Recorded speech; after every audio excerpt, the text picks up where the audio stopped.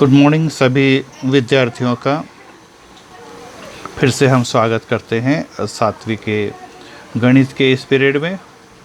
आप सभी उपस्थित हैं, अच्छी तरह से पढ़ाई करें क्योंकि ये टर्म का अब लगभग एक ही चैप्टर रह गया है, वो भी आज मैं शुरू करने जा रहा हूँ।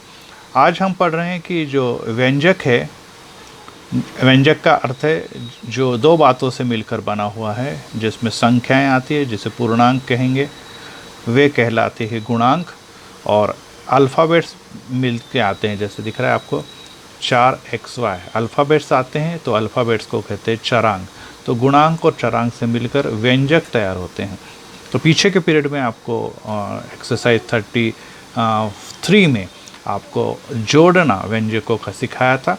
अब हम देख रहे हैं व्यंजकों का घटाना। तो यहाँ पर पहला व्यंजक पहले कोष्ठक में लिखा है और दूसरा कोष्ठक दूसरे व्यंजक लिखा है, और बीच में घटाना रहेगा तो माइनस, जोड़ना रहेगा तो प्लस। अब पहले व्यंजक को मैंने ऊपर लिखा और दूसरे व्यंजक को नीचे लिखा, और आपको पीछे भी सिखाया कि लिखते समय ये बात ध्यान में रखना है कि गुणांक और चरांक, तो चरांक का ध्यान रखना है कि z के नीचे z आना चाहिए, xy के नीचे xy आना चाहिए। अगर ऐसा नहीं है क्रम, तो क्रम को बदला भी जा सकता है। तो आइए, अब हमने पहले चरांक 4xy माइनस 9z और नीचे लिख दिया 3xy और माइनस 16z। अब यहाँ पर घटाना है तो इसके लिए क्या करते हैं, माइनस का जो चिन्ह होता है वो चिन्हों में परिवर्तन कर देता है। अर्थात ये जो 3xy था धनात्मक था तो धन का हो गया ऋण, और ये भी 16z था ऋण का हो गया धन। ये ध्यान में रखना है। तो जोड़ने में कुछ करने की आवश्यकता नहीं, जो चिन्ह है उसी का इस्तेमाल करते हैं, लेकिन घटाने में चिन्ह बदल देते हैं, अर्थात विपरीत चिन्ह लेते हैं, क्योंकि माइनस माइनस प्लस और प्लस माइनस माइनस प्लस हो गया ये। अब चिन्ह के हिसाब से हल किया जाता है। 4 में से 3 गया, 1 xy अपनी जगह पे जैसे प्लस में था। अब ये भी ऊपर का माइनस 9 है और नीचे का माइनस 16 है, तो माइनस नीचे का प्लस है, तो प्लस माइनस माइनस, माइनस मतलब घटाना, ये सिखाया हुआ नियम है। प्लस माइनस माइनस माइनस मतलब घटाना। 9 16 में से घटता है तो बचता है 7। बड़ी संख्या 16 है जो अब धनात्मक है, इसलिए प्लस 7z। और एक सवाल दूसरा आपने हल करना है, तीसरा मैं हल कर रहा हूँ।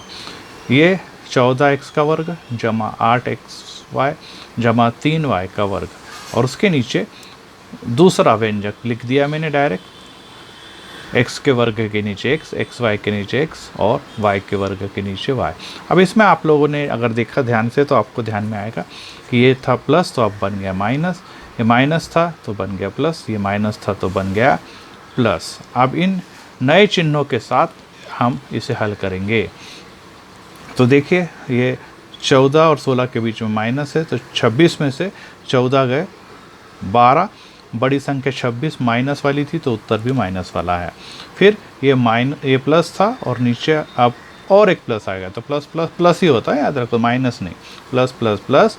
8 और 8 मिला के हो गया 16, दोनों भी धनात्मक, इसलिए उत्तर भी धनात्मक 16xy आ गया। अब तीसरे में देखिए, ऊपर वाला भी प्लस नीचे वाला भी प्लस, तो प्लस प्लस प्लस ही होता है। 17 में 3 मिलाया तो हो गया 20, बड़ी संख्या 17 धनात्मक है तो उत्तर भी धनात्मक 20y का वर्ग आ गया। इस प्रकार से इस सवाल में 3 अलग अलग भाग है, ऐसा भी हम कह सकते हैं, और ये 1 2 3 पद होने के कारण ये त्रिपद भी कहलाता है। अब इसके बाद देखिए सवाल नंबर 4। ये सब आपने उतारने हैं, जिसका आपको मालूम है कि मैं फ़ोटो भी भेजता हूँ, उसमें से उतार सकते हैं आप, यहाँ पे समझेंगे। 6x का वर्ग जमा 7xy जमा 16y का वर्ग, और इसमें से घटा रहे हैं 16x का वर्ग माइनस 17xy।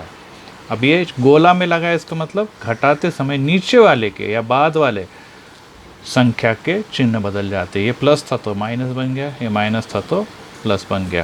तो 16 माइनस प्लस माइनस, 16 में से 6 गया 10, बड़ी संख्या 16 ऋणात्मक है तो उत्तर भी ऋणात्मक 10x का वर्ग हो गया। अब ये नया चिन्ह आ गया प्लस, और ऊपर वाला भी प्लस था, तो प्लस प्लस प्लस 17 में 7 मिलाए तो हो गया 24, बड़ी संख्या 17 धनात्मक, तो उत्तर भी धनात्मक 24 XY। इसके नीचे y का वर्ग कोई और कोई नहीं है, इसलिए प्लस 16 XY का वर्ग जो कहते हो नीचे आ जाएगा। इस प्रकार से उत्तर आ गया -10x का वर्ग जमा 24 XY जमा 16y का वर्ग। अब अंतिम सवाल देखिए। अब इस अंतिम सवाल अर्थात 5वें में आपको 2 पद दिए हुए 4x जमा 6z, तो 4x और 16z को मैंने अंत में लिख दिया क्योंकि बीच में y भी आने वाला है। x के बाद y की जगह छोड़ दी मैंने और डायरेक्ट z होने के कारण उसके बीच में मैंने गैप रख दिया। और 19y दूसरे नंबर पे आएगा, प्लस 19y है, फिर आएगा 16x प्लस 16x, तो प्लस लिखो या न लिखो चलता है शुरू में, और अंत में -14z। फिर से देखिए 16x पहले नंबर पे, फिर y का नंबर है, इसके आगे कोई चिन्ह नहीं मतलब प्लस 19y, और तीसरे नंबर पे -14z। अब इसको हल करेंगे, घटाना है इसलिए ये भी माइनस हो गया है, प्लस का ये माइनस हो गया है, और माइनस का हो गया प्लस।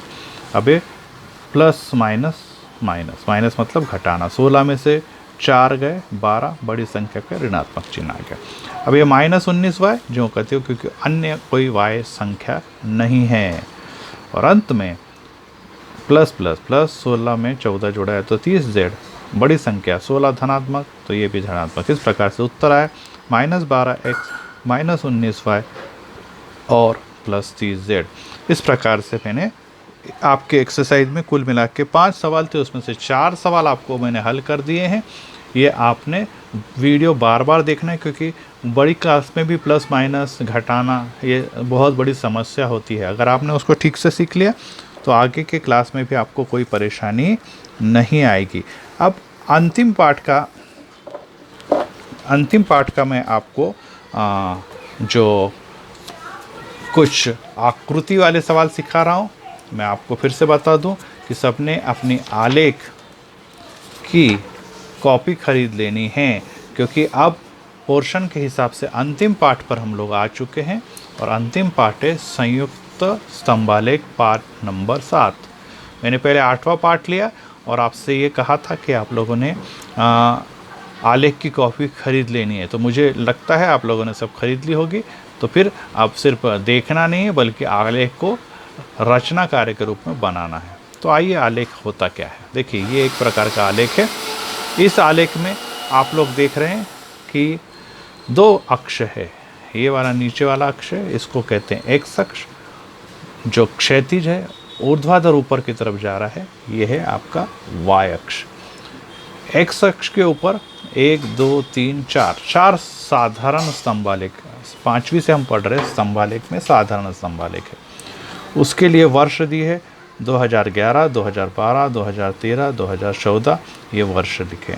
और ऊपर की तरफ यहाँ पर 10 20 30 40 ये जो बातें दी है इसे कहा गया है उत्पादन क्विंटल में, और ये लिखा भी है ऊपर देखिए y अक्ष पर 1 सेंटीमीटर बराबर 10 क्विंटल।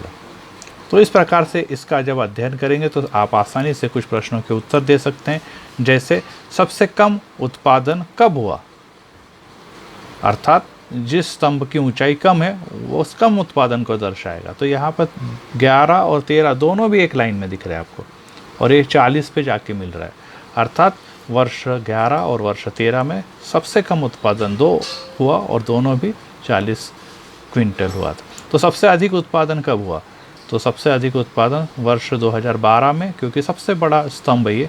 और ये कितना हुआ, तो ये हो गया आपको दिख रहा है यहाँ पर, ये यहाँ पर दिख रहा है, ये 50 क्विंटल का उत्पादन हुआ। इस प्रकार से इस प्रकार के स्तंभों के आधार पर, स्तंभालेख के आधार पर हम लोग जो सभी जानकारी आकर्षक ढंग से और आसानी से निरीक्षण करके उत्तर दे ऐसे स्वरूप में लिख सकते हैं और प्रदर्शित कर सकते हैं। तो ये था साधारण स्तंभालेख। लेकिन हमको इस साल जो पढ़ना है उसका नाम है संयुक्त स्तंभालेख 7वें पाठ में। तो संयुक्त स्तंभालेख का मतलब है, संयुक्त मतलब जुड़ा हुआ, मतलब एक ही वर्ष के लिए या एक ही जानकारी के लिए 2 स्तंभ आएंगे जो जुड़े हुए आएंगे आजू बाजू। तो वो कैसे होंगे? तो आइए इस प्रश्न की ओर चलते हैं। तो इस प्रश्न में हम लोग ये देख रहे हैं कि ये जो स्तंभ है वो संयुक्त स्तंभालेख है। फिर से एक बार देखिए, ये नीचे का जो है क्षैतिज है वो x अक्ष है, ऊपर की तरफ जा रहा है y अक्ष है। अब की बार यहाँ पर आपको 2 स्तंभ दिखाई दे रहे हैं जो आजू बाजू, एक डार्क कलर में और एक लाइट कलर में, तो एक गाढ़ा और एक हल्के रंग में। 2011, 2012, 2013, 2014। और इसमें ये सब वर्ष है, और ऊपर की तरफ 10, 20, 30, 40, 50, 60, 70, ये 60 तक दिखे। और ये लिखा है फिर से उत्पादन अब की बार क्विंटल में, उत्पादन क्विंटल में। लेकिन फिर अब ये 2 स्तंभ कैसे? तो 2 स्तंभ में एक स्तंभ अजय का उत्पादन दर्शाता है, गाढ़ा वाला या डार्क स्तंभ, और दूसरा वाला जो हल्का रंग है वो विजय को दर्शाता है, विजय का उत्पादन दर्शाता है पिछले 4 वर्षों में। तो हल्का और गाढ़ा, इस प्रकार से 2 स्तंभ हमें दिखाई देते हैं। तो यहाँ पर सभी में देखिए 11 में भी 2 स्तंभ है, फिर यहाँ पे 12 में भी 2 स्तंभ है, 13 में भी 2 स्तंभ है और 14 में भी 2 स्तंभ है। ये सब एक अक्ष पे बने हुए वर्ष दर्शाते हैं। तो यहाँ पर एक चौखट को 10, 20, 30, 40, 50, 60 लेते हुए हमने उत्पादन को दर्शाया। प्रश्न पूछा गया जिसके उत्तर आप लोग देंगे, और वो प्रश्न इस प्रकार से है कि किस वर्ष दोनों गेहूं का उत्पादन समान है? दोनों का मतलब है किसका किसका? अजय और विजय का। तो देखिए आप निरीक्षण कीजिए, कहाँ पर दोनों जगह समान दिख रहा है? 14 में है क्या? नहीं, एक बड़ा एक छोटा है। 13 में है क्या? नहीं, 13 में भी नहीं है, एक बड़ा और एक छोटा। 12 में देखिए डार्क लेटर छोटा है, लाइट जो स्तंभ है वो बड़ा है। लेकिन यहाँ पे 2011 में दोनों की ऊंचाइयाँ समान है। कितनी ऊंचाई है? 40। अर्थात वर्ष 2011 में अजय और विजय दोनों ने 40 क्विंटल गेहूं का उत्पादन किया। ये पहले प्रश्न का उत्तर है। अब दूसरा देखिए, वर्ष 2014 में किसके गेहूं का उत्पादन अधिक हुआ? तो आएंगे जो 2014 के ऊपर, ये है 2014। यहाँ पर 2 स्तंभ दिखाई दे रहे, एक छोटा और एक बड़ा। तो कौन सा वाला बड़ा दिख रहा है आपको? जी हाँ, गाढ़े रंग का। गाढ़े रंग किसको प्रदर्शित करता है? अजय को प्रदर्शित करता है। हल्का रंग विजय को। तो अजय ने ज़्यादा उत्पादन किया विजय के मुकाबले। और कितना किया? ये बीचों बीच दिखा रहा, अर्थात 40 और 50 के बीच में आता 45 क्विंटल अजय ने, तो विजय 40 क्विंटल ही उत्पादन कर सका। 13 के अंदर प्रत्येक का गेहूं उत्पादन कितना था? अजय का कितना था और विजय का कितना था वर्ष 2013 में? तो आ गए वर्ष पर, ये 11, ये 12, ये 13। यस, अब ये गाढ़ा किसको दर्शाता है? अजय को। तो देखिए अजय, ये अजय वाला गाढ़ा अजय कहाँ पे जाके मिल रहा है? 40 पे जाके मिल रहा है। अर्थात 40 क्विंटल अजय ने उत्पादन दिया। तो 2013 में ये कौन सा दिख रहा है?